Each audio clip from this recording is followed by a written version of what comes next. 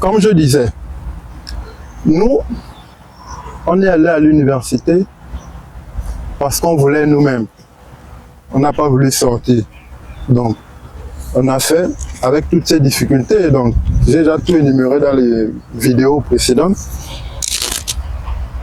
Donc, je m'assurais que ça enregistre.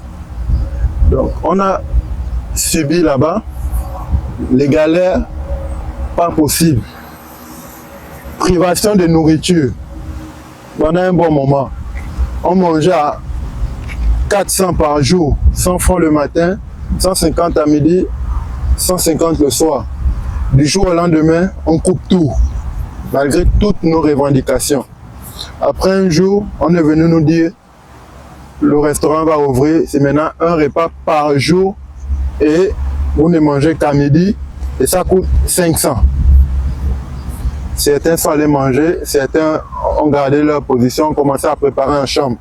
Mais tout ça, il fallait faire ça avec la même bourse là, c'est-à-dire payer le loyer, payer à manger, faire les courses. C'était pas évident, hein. Il fallait s'organiser en groupe, acheter la nourriture et voilà. Mais on a quand même fait. Ceux qui n'avaient pas mangé avec les autres aussi, c'était ça aussi le côté qui est bien avec l'université parce que il y a l'entraide quoi, il y a vraiment l'entraide. Donc c'est un peu comme ça que les gens se sont sortis. Donc, des fois il n'y a rien. Café misère, l'eau, le pain, le sucre, vous plongez pour manger. Des fois même tu n'as que 100 francs. Ah bon, même la galette pour mettre le beurre, il n'y a pas 25 pour mettre le beurre. Bon, comme c'est quelqu'un que tu connais, tu achètes la galette et il met le beurre, et puis voilà, tu manges, tu pars au cours. C'est comme ça que nous on s'est formés. Donc, tu es obligé de te construire, être humble, parce que tu connais la galère, tu l'as vécu. C'est ça. Maintenant, il y avait ce qu'on appelle le gari. Bon, tout le monde connaît le gari. Le gari, c'est l'or blanc. Moi, je me rappelle quand on était en deuxième année physique, le sommet Fibonacci avec le sommet cinétique. Des fois, on mangeait le gari à 3 heures. À 3 heures, parce qu'il faut continuer à travailler. Vous avez faim, mais il faut continuer à travailler. Vous n'avez pas, bon, vous avez mangé ce que vous-même vous avez cuisiné, les spaghettis, les trucs comme ça là. C'est pas consistant pour pouvoir tenir toute la nuit, travailler aussi la nuit, parce que là-bas, on travaillait la nuit. Donc c'est comme ça que nous on s'est construit. Donc c'est vrai que c'est pas facile.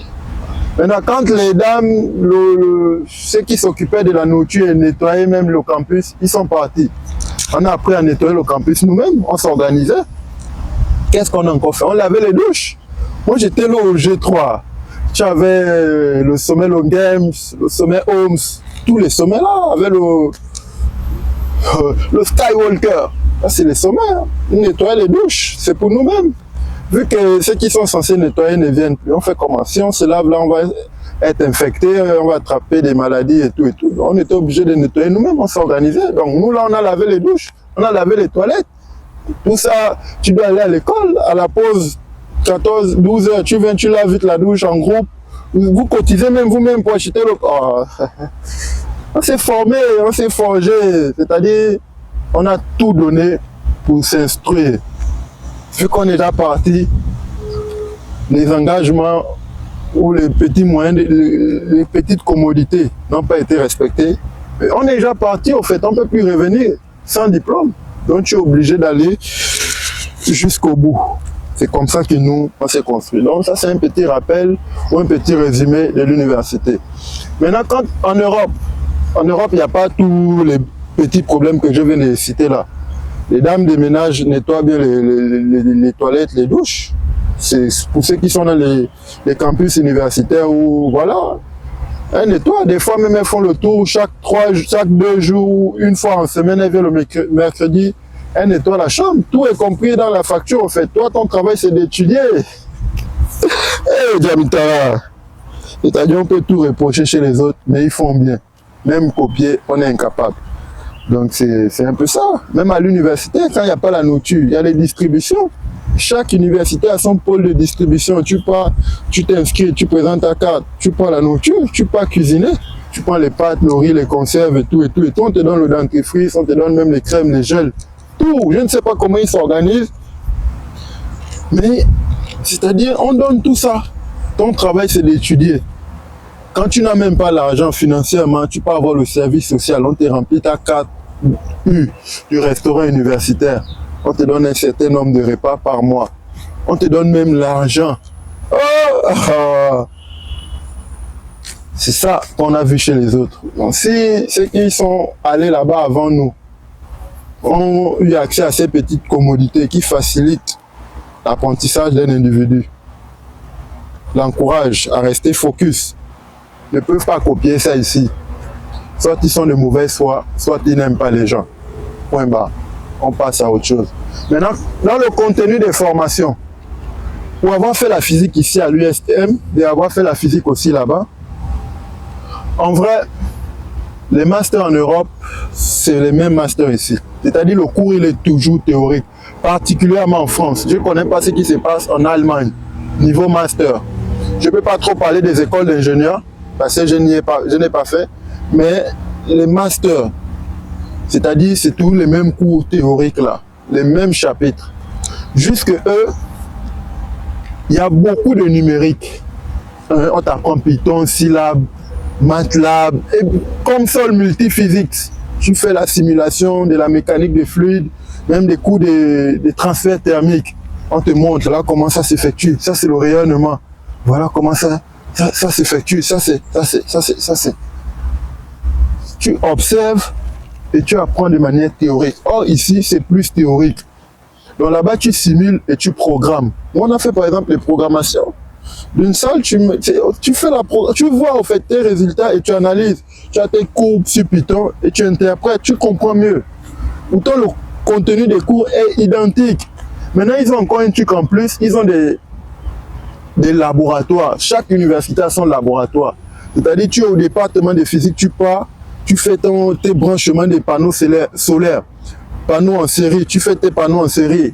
Panneaux en parallèle, tu fais les panneaux en parallèle. Tu observes la tension, tu mesures, prends ton voltmètre, tu mesures la résistance, tu changes la résistance, les petites ou les grosses, tu calibres, tu manipules.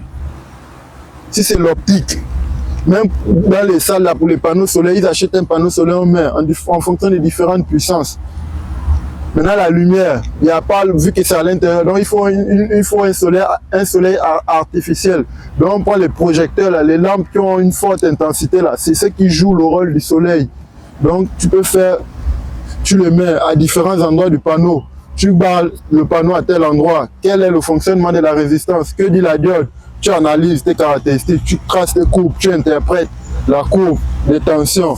Quand le panneau est éclairé à tous les endroits, tu vois son fonctionnement, tu interprètes I, T, puissance, les points max, tu notes. Quand on cache le panneau à moitié, voilà ce qui donne, on obtient tel résultat. Tu fais tout, tu simules. Ça reste au fait. Regarde, aujourd'hui je parle de ça. Pourtant ça fait combien 5 ans que je n'ai plus fait ça, mais ça reste. Parce que tu as étudié de manière théorique ce qu'on fait ici et tu l'as simulé sur un logiciel et tu l'as pratiqué dans un laboratoire. Donc nos masters d'ici ne sont pas différents des masters là-bas. Il faut juste ajouter beaucoup le côté numérique et le côté pratique. Donc il faut doter nos universités des laboratoires de pointe. Maintenant pour doter le laboratoire, c'est pas compliqué, on n'a pas besoin d'être génie au fait. Il faut juste savoir ce qui manque, c'est-à-dire faire une analyse de l'état avant et l'état après. Et faire maintenant, demander ce qu'on veut. On est à cet état, on veut maintenant passer à cet état. Vous faites une liste de ce qui vous manque. Un banc d'optique, vous achetez, on fait les masters en physique et laser, là, il n'y a pas les bancs d'optique. Peut-être il y en a, nous on n'a pas fait les masters là-bas, donc on ne sait pas. Mais s'il n'y a pas, il faudrait qu'il y ait. Tu fais les simulations, les cristals de YAG. Tu vois le cristal. C'est magnifique. Hein? Il y a tout. Tu as une panoplie de TP qui permettent de mettre tout le cours théorique en pratique. Et quelques cours de spécialité, on vous fait aussi également la pratique. La simulation, la pratique et les projets. Forcément, tu es complet à la fin. Même quand tu ne trouves pas le boulot, mais tu as au moins des bases solides lors d'un entretien, tu te défends. C'est différent d'ici là. Ici là, les masters, tu ne peux même pas t'en sortir lors d'un entretien en fait. Parce que tout est théorique. Or, les entreprises veulent des gens qui apportent une valeur ajoutée. Tu apportes une valeur ajoutée à une entreprise. Comment si tu sors d'un master où tout est théorique? Même le projet de fin d'études se fait là avec le prof. On ne t'envoie même pas dans un labo ou ailleurs. Bon, certains trouvent les stages eux-mêmes. Mais voilà un peu comment ce qu'on a vu là-bas et par rapport à ce qu'on a laissé ici. Donc, vu que les masters sont identiques, on n'a pas normalement besoin d'envoyer tout le monde là-bas. Parce que la différence se fait au niveau du laboratoire, ce qui a été pratiqué au labo et ce qui a été fait en simulation. Mais les logiciels de simulation sont gratuits. On peut même avoir les licences, on peut même les pirater. En fait, vous êtes au Gabon. Qui va vous poursuivre, qui va envoyer dans ta boîte aux lettres que ta connexion a été détectée pour avoir sur un logiciel? Personne. Et ce qui est même bien encore en Europe, c'est-à-dire tous les logiciels là, vous avez les licences étudiantes. Donc vous avez accès gratuitement. Je ne sais pas comment ils négocient les partenariats, mais tu peux avoir accès à Comsol gratuitement. Tu peux avoir Excel gratuitement, Word, PowerPoint. Tu peux avoir... Oui, même avec la Covid, on a utilisé les histoires qu'on utilisait en visio, fait par Microsoft. On utilisait ça, c'était gratuit. Ça te permet de ne pas suivre tes cours étant chez toi. Donc c'est un peu ça. Donc il n'y a pas une grande différence. Ce qui veut dire qu'on n'a pas obligatoirement besoin d'envoyer les gens pour faire ces choses-là. On peut créer des partenariats. On va peut-être dire que c'est méchant ou bien une mauvaise foi, mais vu que c'est identique, la seule chose qui manque, ajoutez ça ici et vos étudiants apprennent ici. Parce que vous n'êtes pas obligé de sortir, parce que quand vous sortez même, on vous met avec des gens qui n'ont pas le niveau. Toi ici, tu as un niveau théorique très élevé. Lui là-bas, il a le niveau théorique, c'est au bas du sol comme ça. Donc il s'en sort juste avec les logiciels et tout. Donc comme ce sont les occidentaux, ils ne vont pas vous évaluer sur où vous êtes fort. Le côté théorique, sa pondération en termes de coefficients est plus faible. Donc c'est le côté logiciel. Donc quelqu'un qui est en classe ne comprend même pas un cours. Mais si on vous évalue sur deux choses, le cours théorique, le devoir et le projet, il va te battre.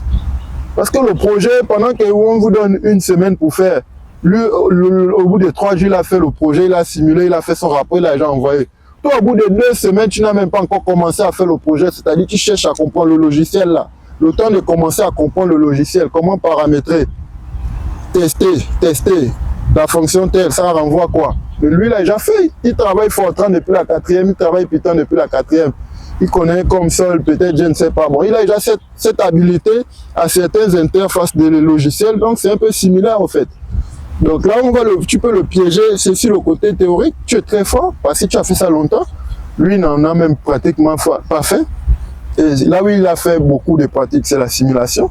Donc toi, même si on vous évalue sur toute l'année, tu peux le dépasser parce que tu es peut-être intelligent, tu es habitué à beaucoup de difficultés. Donc tu t'élèves, mais ça va te demander un gros effort au début, parce que tu dois combler certaines lacunes. Or, l'erreur que nous on fait, on part dire je suis bon en maths 20, en maths 20 en physique. Non, mettons 20 en maths 20 en physique, le coefficient vaut quoi? Fais la simulation, rends le projet, rends le rapport, interprète. C'est là où il nous dépasse un peu. Mais à la fin, on finit par les dépasser, parce que quand tu comprends comme nous là on a compris, tu combles tes lacunes. Parce que moi, j'ai été vraiment choqué au cours des mécaniques de fluide. On demandait de convertir quelque chose, soit en millilitres. Les gars, ils prennent l'ordinateur, ils vont en ligne pour voir le tableau. Toi, tu sais, Jacques, que quand je vais à gauche, c'est comme ça. Quand je vais à droite, c'est comme ça. Donc, je multiplie par 10 exposant moins 3 ou par 10 exposant 3. La virgule est comme ça. C'est aussi simple. C'est naturel et mécanique chez nous. Donc, c'est ce que j'ai remarqué de nos masters là. Donc, ce que je peux faire comme proposition, c'est ça. Créer des bons laboratoires. Et la physique, il y a beaucoup de côté simulation. Donc, il faut des profs qui ont également pratiqué. S'ils n'ont pas pratiqué, cherchez des partenariats avec des cours en ligne, avec d'autres universités où vos étudiants pourront avoir accès à des cours qui sont déjà faits. Souvent même, c'est gratuit, hein, ça. Il y a des plateformes qui existent. Juste que bon, quand tu es là, dans l'état d'esprit dans lequel vous êtes, il y a certaines infos que tu n'as pas, il faut sortir de là. Nous, avant, on ne savait même pas que Python, nous, on nous faisait retenir les commandes chmod, mkdir, tu ne sais même pas ce que ça veut dire. Oh, en Europe, tu n'as pas besoin de retenir. En classe, tu as ta connexion. Tu es bloqué, la fonction mkdir, ça renvoie quoi? Tu regardes comment on met les variables, tu regardes le résultat, le return, tu remets la même chose, tu copies, tu changes et tu mets pour toi. Aussi simple, pas besoin de retenir, juste comprendre. Donc c'est un peu ce qu'on peut dire.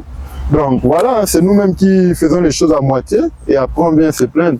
Donc on n'a pas besoin d'envoyer les gens là-bas faire une licence en physique, c'est le même contenu. La seule différence c'est au niveau du projet de fin d'études. Donc tu peux faire ton master ici au Gabon et trouver un stage de fin d'études en Europe. Et c'est ce stage de fin d'études là qui va te conférer certaines qualités professionnelles. Certaines qualités professionnelles qui vont te donner l'ouverture au monde de l'entreprise. Point barre. Point barre. Tu vas apprendre certains logiciels, comment on fait la gestion de projet. Tel projet, c'est comme ça qu'on commence, c'est comme ça, c'est comme ça, c'est comme ça. La partie financière, la partie technique, et tu as déjà les bases, les prémices pour entrer en entreprise et monter ce que tu veux. Aussi simple que ça. Donc, je vous ai parlé ici de toutes les difficultés que nous on a rencontrées ici au Gabon, à l'USTM. Les facilités que nous avons eues sur le plan, on va dire même, les facilités, les moyens de commodité, on va regrouper ça en un mot, qu'on a eu là-bas pour faciliter nos études. Et à la fin, on est devenu ce qu'on est. Bon, maintenant on dit que les gens ne veulent pas rentrer. Est-ce que c'est vrai? Il y a d'autres qui ne veulent pas rentrer, il y a d'autres qui veulent rentrer maintenant. Est-ce que les moyens sont réunis, mis en place? Est-ce que l'État a trouvé le boulot pour les gens qui sont d'abord ici, qui ne sont pas sortis? Parce que ceux qui ne sont pas sortis, ils peuvent se battre à trouver le boulot eux-mêmes ici, déjà c'est pas facile. Maintenant ceux qui sont sortis, eux au moins ils ont la facilité d'apprendre là-bas, il faut les laisser apprendre. C'est vrai qu'ils ont signé les documents, mais est-ce que les documents là vous-même, vous les respectez? Parce qu'ils ont une valeur juridique synalagmatique. Si tu finis de faire tes études, tu viens travailler 10 ans pour l'État, la flèche va dans ce sens. Elle est irréversible. Mais il y a aussi l'autre sens, vu que lui aussi l'a signé. Vu que j'ai fini de faire mes études, vous devez me trouver le travail pour que je travaille pour l'État pendant 10 ans. Donc la deuxième flèche. Donc il y a la réversibilité, donc les deux sens. Donc chacun se tient de son côté. Donc vous n'avez pas trouvé le boulot, vous voulez que lui rentre. Trouvez le boulot et il rentre. Et le contrat est respecté. Aussi simple que ça. Et puis on laisse le bruit qu'on fait autour. Donc c'était ce que j'avais à dire. On est ensemble. Merci.